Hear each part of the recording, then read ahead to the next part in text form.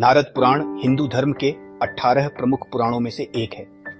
इसे धार्मिक, दार्शनिक और आध्यात्मिक दृष्टिकोण से अत्यंत महत्वपूर्ण माना जाता है।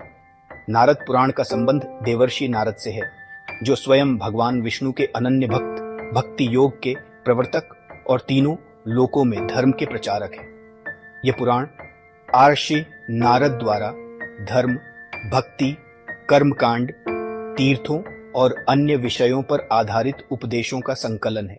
नारद पुराण 2 खंडों में विभाजित है। पहला, पूर्व भाग या पूर्वार्ध। इसमें धर्म, पूजा, विधि, व्रत, तीर्थ यात्रा, योग और ध्यान के विषय में विस्तार से वर्णन है। दूसरा, उत्तर भाग या उत्तरार्ध। इसमें भक्ति, संगीत, अध्यात्म और नारायण भक्ति का विशेष विवरण दिया गया है। इसमें कुल 25,000 श्लोक हैं, जिनमें धार्मिक, दार्शनिक और सांस्कृतिक जीवन के हर पहलू को छुआ गया है। नारद पुराण में जिन मुख्य विषयों का वर्णन मिलता है वे हैं भक्ति और धर्म। नारद पुराण में भक्ति को सर्वोच्च स्थान दिया गया है। इसमें नारद भक्ति सूत्र का विवरण मिलता है, जिसमें भक्ति को जीवन का अंतिम लक्ष्य बताया गया है। इसमें प्रमुख तीर्थों और नदियों का वर्णन है, जैसे कि गंगा, यमुना, काशी, बद्रीनाथ और पुरी। तीर्थ यात्रा के लाभ और धार्मिक कर्म कांड के महत्व पर जोर दिया गया है। नारद पुराण में गंगा नदी को विशेष महत्व प्रदान किया गया है। इसे मोक्षदायिनी और पापनाशिनी कहा गया है। गंगा केवल एक नदी नहीं, बल्कि भारतीय संस्कृति और आध्यात्मिक परंपरा की आधारशिला है। इस पुराण में गंगा के उद्गम, उसके पवित्र जल, महत्व, तीर्थ स्थानों और उससे जुड़े धार्मिक अनुष्ठानों का विस्तार से वर्णन किया गया है। गंगा के उद्गम का उल्लेख नारद पुराण में एक दिव्य घटना के रूप में हुआ है। इसके अनुसार भगवान विष्णु के चरण कमल से प्रकट होना नारद पुराण में बताया गया है कि गंगा का जल भगवान विष्णु के चरणों को धोकर निकला था, इसलिए इसे चरणामृत और अमृत के समान पवित्र माना गया है। जब राजा भगीरथ ने तपस्या की, तब गंगा स्वर्ग से पृथ्वी पर अवतरित हुई। शिवजी ने गंगा को अपनी जटाओं में धारण कर उसकी वेगवती धारा को नियंत्रित किया। इस प्रक्रिया को गंगावतरण कहा गया, जो भक्ति और त्याग का प्रतीक है। नारद पुराण में गंगा को केवल एक भौगोलिक नदी नहीं, बल्कि मोक्ष की देवी माना गया है। नारद पुराण में कहा गया है कि गंगा के जल में स्नान करने से सभी प्रकार के पाप धुल जाते हैं। इसे त्रिलोकी की पवित्रता का स्रोत कहा गया है। गंगा का पानी मृत्यु के समय आत्मा को पवित्र करता है, जिससे मोक्ष प्राप्त होता है। गंगा का प्रवाह तीनों लोकों से होकर जाता है। स्वर्ग में इसे मंदाकिनी कहा गया है, पृथ्वी में इसे गंगा कहा गया है, पाताल में इसे भागीरथी कहा गया है। इस धारा को त्रिपथगा, 3 मार्गों में बहने वाली कहा गया है। गंगा से जुड़े तीर्थ स्थान भी हैं। नारद पुराण में गंगा से जुड़े प्रमुख तीर्थ स्थानों का वर्णन किया गया है। इन तीर्थ स्थलों की यात्रा करने से व्यक्ति को विशेष पुण्य की प्राप्ति होती है।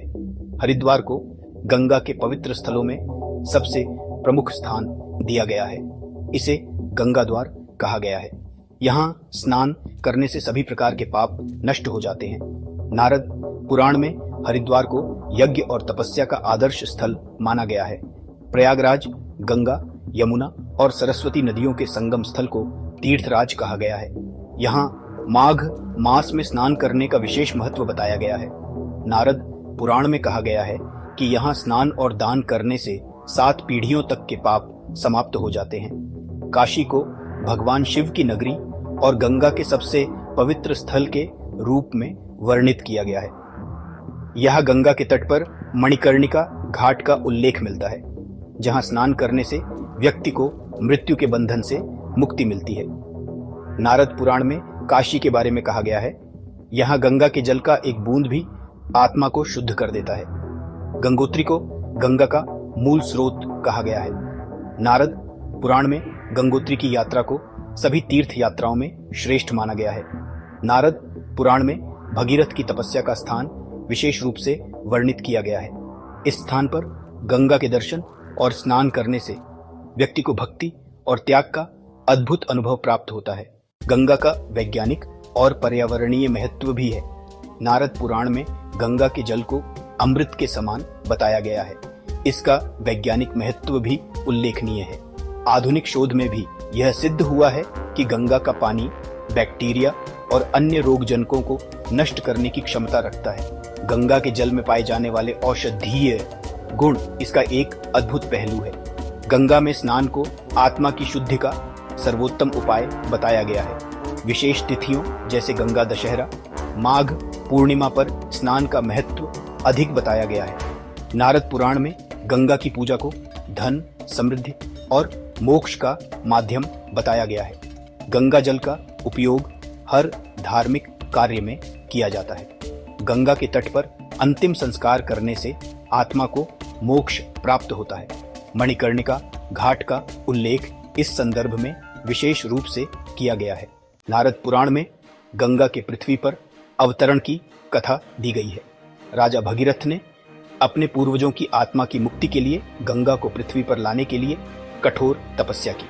उनकी भक्ति से प्रसन्न होकर गंगा ने अवतरण का वचन दिया। शिवजी ने गंगा की प्रचंड धारा को अपनी जटाओं में समेट लिया, जिससे पृथ्वी पर जीवन सुरक्षित रहा।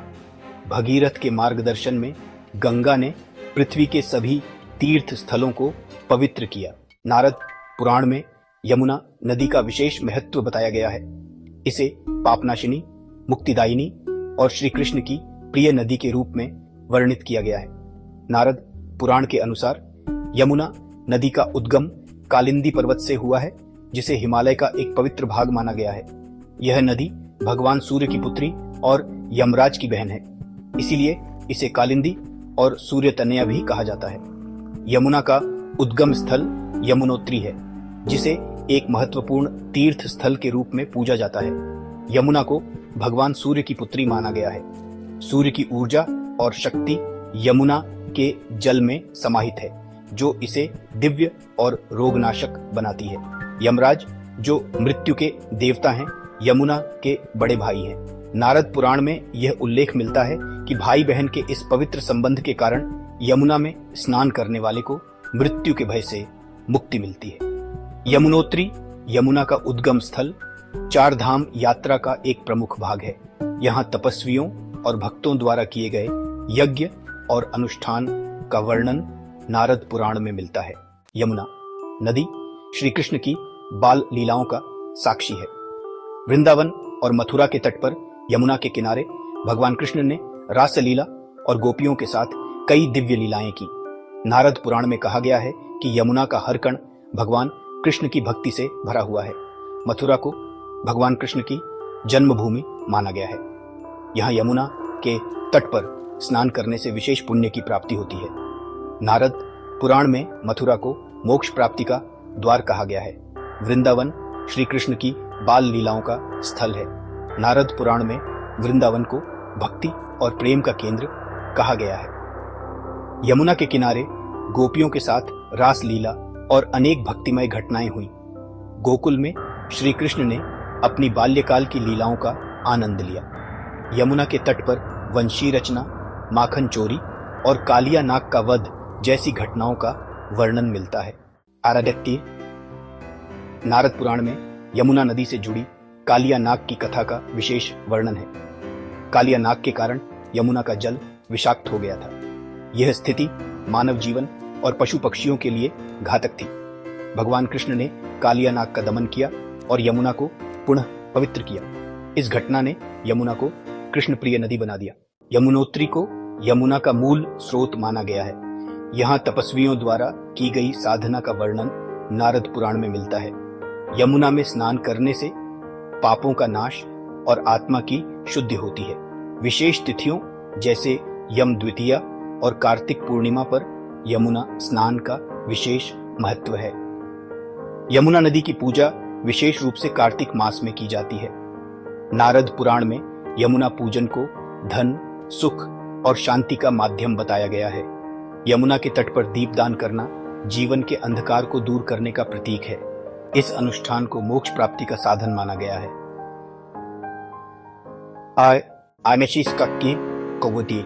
काशी को मोक्ष नगरी और अविनाशी काशी कहा गया है। नारद पुराण में उल्लेख है कि काशी वह स्थान है जहां मृत्यु भी मोक्ष का द्वार खोलती है। यहाँ भगवान शिव और मां पार्वती सदा निवास करते हैं। इस नगरी की महिमा का वर्णन करते हुए कहा गया है कि जो व्यक्ति काशी में एक बार भी आता है वह अपने सभी पापों से मुक्त हो जाता है। नारद पुराण में वर्णन है कि भगवान शिव ने काशी को अपनी प्रिय नगरी के रूप में चुना। यह वही स्थान है जहां शिव ने महाश्मशान का निर्माण किया, जो मृत्यु और पुनर्जन्म से मुक्ति का प्रतीक है।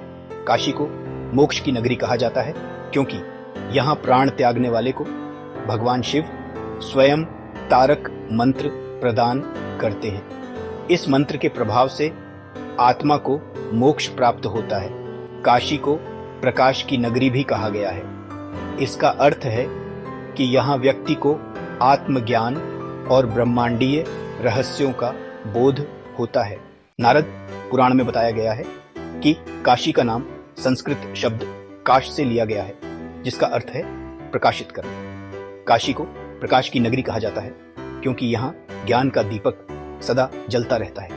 काशी को वाराणसी भी कहा जाता है क्योंकि यह वरुणा और अस्सी नदियों के संगम पर स्थित है। वरुणा नदी काशी के उत्तर में बहती है, अस्सी नदी काशी के दक्षिणी भाग में बहती है। नारद पुराण में बताया गया है कि काशी भगवान शिव की प्रिय नगरी है।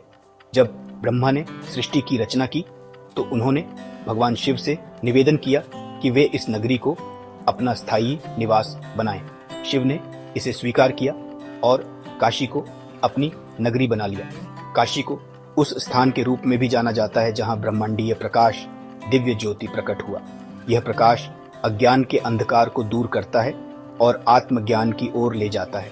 नारद पुराण में उल्लेख है कि काशी के पवित्र घाटों पर मां गंगा स्वयं उपस्थित हैं। जो भी यहाँ स्नान करता है वह अपने सभी पापों से मुक्त हो जाता है। भगवान शिव का यह मंदिर काशी का केंद्र है। इसे 12 ज्योतिर्लिंगों में से एक माना जाता है। नारद पुराण में कहा गया है कि यहाँ दर्शन करने से सभी मनोकामनाएं पूर्ण होती हैं। नारद पुराण के अनुसार यह वह स्थान है जहां भगवान ब्रह्मा ने 10 अश्वमेध यज्ञ किए थे। इस घाट पर स्नान करने से व्यक्ति अपने पापों से मुक्त हो जाता है। काशी को आनंदवन भी कहा जाता है, जो शाश्वत सुख और शांति का प्रतीक है। नारद पुराण में कहा गया है कि काशी में स्नान, पूजा और ध्यान करने से संसार के सभी तीर्थों का पुण्य प्राप्त होता है। यह स्थान व्यक्ति को आत्म जागृति और आत्म साक्षात्कार की ओर प्रेरित करता है। आधुनिक युग में भी काशी का महत्व है। काशी भारत का सबसे प्रमुख धार्मिक पर्यटन स्थल है। यहाँ हर वर्ष लाखों श्रद्धालु आते हैं। काशी में भारतीय संस्कृति, संगीत और कला का अद्भुत संगम देखने को मिलता है। यह स्थान बनारस घराने के शास्त्रीय संगीत का जन्म स्थान है। काशी आधुनिक युग में भी आध्यात्मिक शिक्षा का केंद्र है। यहाँ कई गुरुकुल, मठ और धार्मिक विद्यालय संचालित हैं। नारद पुराण में काशी की महिमा के श्लोक इस प्रकार हैं। नारद पुराण में कहा गया है, काश्यां हि कृतं पापम दश जन्म सहस्रकम तत्क्षणान नश्यते भक्त्या विष्णु स्मरण मात्रतः। अर्थात काशी में किया गया पाप भी भगवान विष्णु के स्मरण से नष्ट हो जाता है।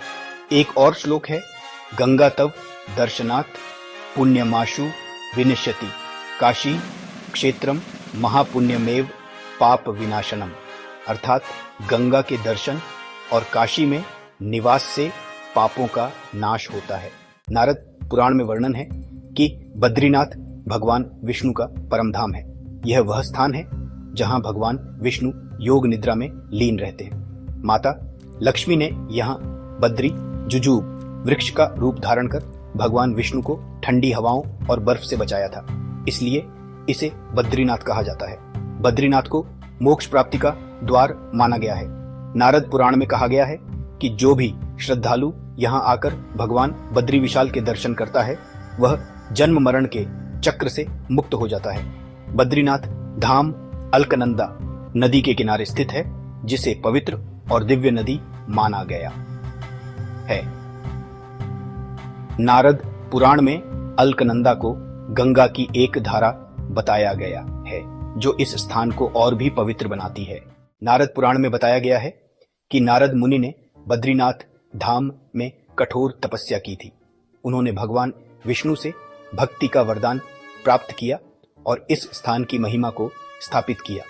नारद पुराण में उल्लेख है कि भगवान विष्णु ने यहाँ हजारों वर्षों तक तपस्या की।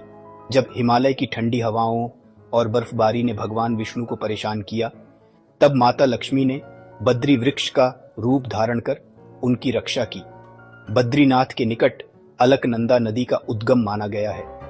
पौराणिक कथा के अनुसार यह गंगा की एक धारा है जिसे भगवान शिव ने अपने जटाओं से मुक्त किया था। बद्रीनाथ मंदिर समुद्र तल से लगभग 3300 मीटर की ऊंचाई पर स्थित है। यह मंदिर 4 धाम यात्रा का प्रमुख केंद्र है।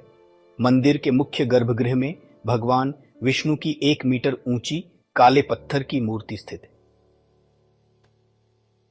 यह मूर्ति ध्यान मुद्रा में है और इसके चारों ओर देवी देवताओं की मूर्तियां हैं। ऐस्केती है।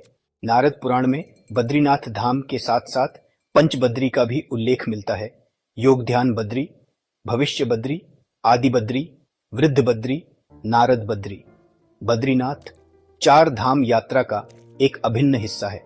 नारद पुराण में कहा गया है कि जो व्यक्ति चारों धाम की यात्रा करता है उसे मोक्ष की प्राप्ति होती है।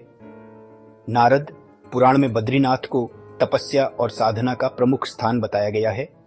यहां आकर आर्षि मुनियों ने भगवान विष्णु की भक्ति में अपना जीवन समर्पित किया। बद्रीनाथ में भगवान विष्णु की पूजा करने से व्यक्ति को अकाल मृत्यु से मुक्ति मिलती है। नारद पुराण में अलकनंदा नदी को पवित्र और मोक्षदायिनी बताया गया है। इसके जल में स्नान करने से व्यक्ति के सभी पाप नष्ट हो जाते हैं। बद्रीनाथ मंदिर के पास स्थित तप्त कुंड एक गर्म पानी का झरना है। यहाँ स्नान करने से शारीरिक और मानसिक शुद्धि होती है। नारद कुंड वह स्थान है जहाँ नारद मुनि ने तपस्या की थी। यह कुंड भी पवित्र जल का स्रोत है और इसके दर्शन का विशेष महत्व है। नारद पुराण में बद्रीनाथ के प्रमुख उत्सवों का वर्णन मिलता है। माता मूर्ति का मेला, यह उत्सव माँ गंगा और भगवान बद्रीनाथ के सम्मान में मनाया जाता है। विवाह पंचमी, भगवान विष्णु और माँ लक्ष्मी के विवाह का उत्सव। अक्षय तृतीया, इस दिन बद्रीनाथ धाम के कपाट खोले जाते हैं। नारद पुराण के अनुसार यह दिन अत्यंत शुभ माना गया है। दीपावली के अवसर पर बद्रीनाथ मंदिर को भव्य रूप से सजाया जाता है। बद्रीनाथ और नारद पुराण के श्लोक। बद्रीनाथम समाश्रित्य नरः पापैः प्रमुच्यते, विष्णु पादाम्बुजम दृष्ट्वा मुच्यते जन्म संसृति। अर्थात बद्रीनाथ में भगवान विष्णु के चरणों के दर्शन से व्यक्ति जन्म और मृत्यु के चक्र से मुक्त हो जाता है।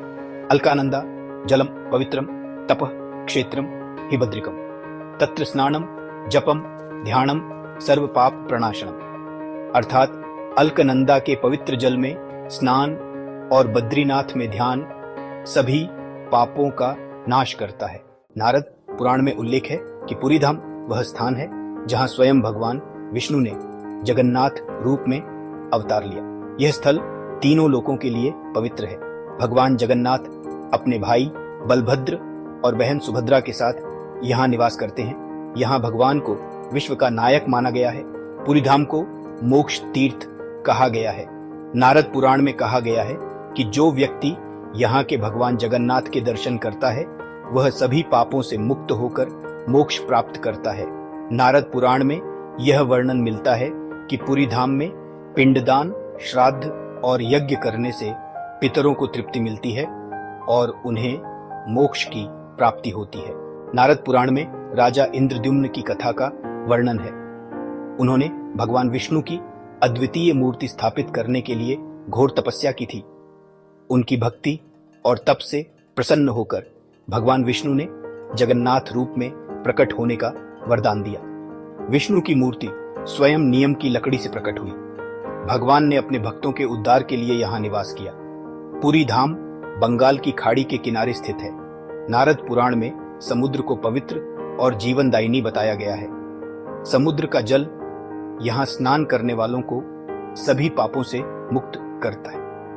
कथा है कि भगवान विष्णु ने वराह अवतार के समय इस क्षेत्र को पवित्र किया था।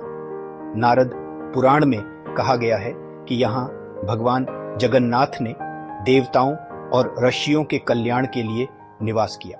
नारद पुराण में पुरी के जगन्नाथ मंदिर का विस्तृत वर्णन है। मंदिर का शिखर अत्यंत ऊंचा और भव्य है। मंदिर के ऊपर ध्वज हर समय लहराता है, जो भगवान जगन्नाथ की उपस्थिति का प्रतीक है। पुरी का समुद्र तट धार्मिक और प्राकृतिक दोनों दृष्टियों से महत्वपूर्ण है।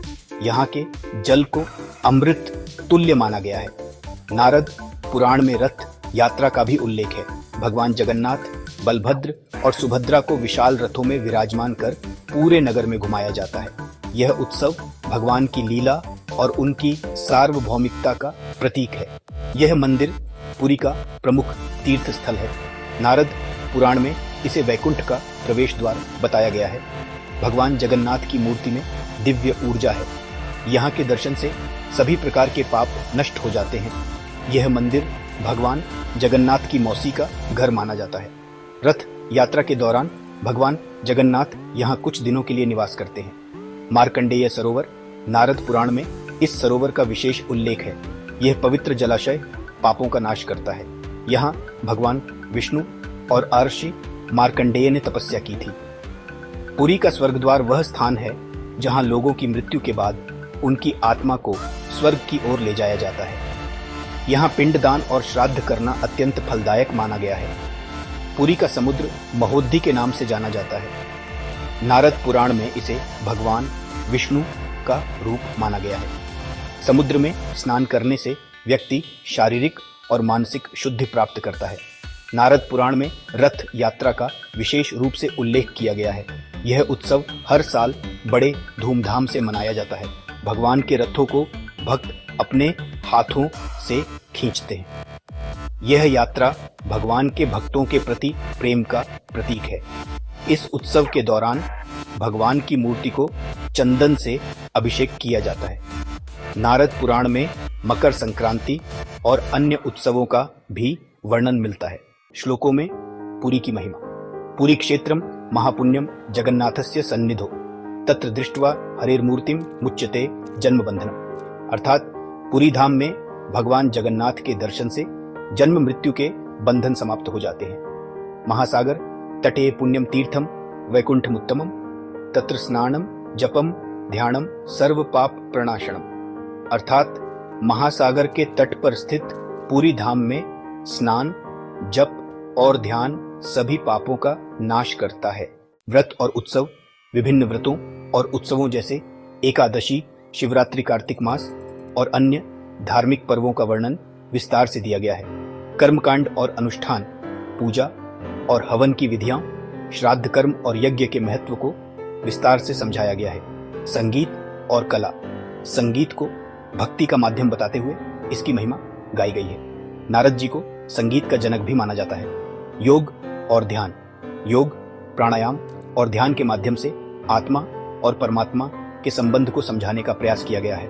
पाप और पुण्य, जीवन के कर्मों का लेखा जोखा और पाप एवं पुण्य के परिणामों का उल्लेख है। सृष्टि और ब्रह्मांड।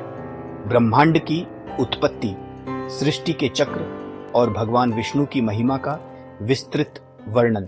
नारद पुराण में भक्ति को विशेष रूप से महत्व दिया गया है। भक्ति को 3 मुख्य भागों में विभाजित किया गया है।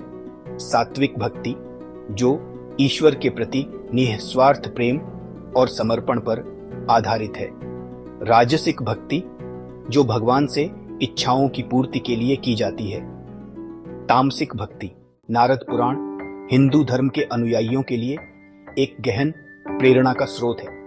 इसमें धार्मिक जीवन के हर पहलू को विस्तार से समझाया गया है, जिससे यह ग्रंथ न केवल भक्ति और धर्म का मार्गदर्शक है, बल्कि यह समाज और व्यक्तिगत जीवन को संतुलित करने का एक साधन भी है। नारद पुराण हमें यह सिखाता है कि भगवान की भक्ति, धर्म के पालन और सेवा के माध्यम से जीवन को सार्थक और आनंदमय बनाया जा सकता है।